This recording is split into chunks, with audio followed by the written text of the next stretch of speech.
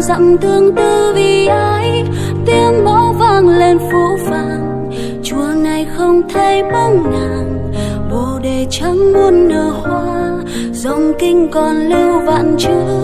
Bì ngàn phủ lên mấy thu, hồng trần hôm nay xa quá. Ai ó không thể giải bày, hỏi người ra đi vì đâu. Chắc chắn không thể quay đầu, mộng này tan theo bóng phật. Trả lại người áo cà sa, vì sao độ ta không độ nàng.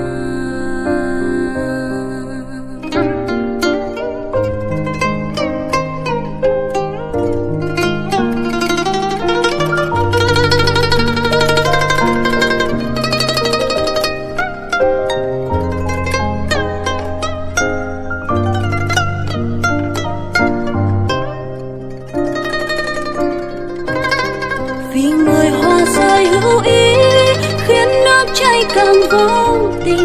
Một thuở hoa niên hợp tan, tiếng mõ xưa rối loạn. Bồ đề không nghe tiếng nàng, hồng trần đã mây độ hoa. Mắt còn vương màu máu, hồng nhan chẳng trông thấy đâu. Lại một tay ta gõ mõ, phá nát cương thường biến họa. Vài độ xuân thu vừa qua, có lẽ không còn thấy nàng. Hỏi Phật trong kiếp này, ngày ngày gõ mõ tụng kinh. Vì sao độ ta không độ nàng. Vì người hoa rơi hữu ý, khiến nước chảy càng vô tình. Một thuở hoa niên hợp tan, tiếng mõ xưa rối loạn. Bồ đề không nghe tiếng nàng, hồng trần đã mây độ hoa. Mắt còn vương màu máu, hồng nhan chẳng còn thấy đâu. Lại một tay ta gõ mõ, phá nát cương thường biến họa.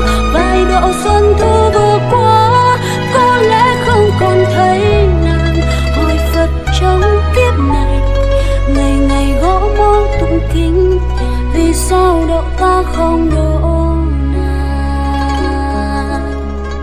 Hỏi Phật trong kiếp này, ngày ngày gõ mõ tụng kinh. Vì sao độ ta không độ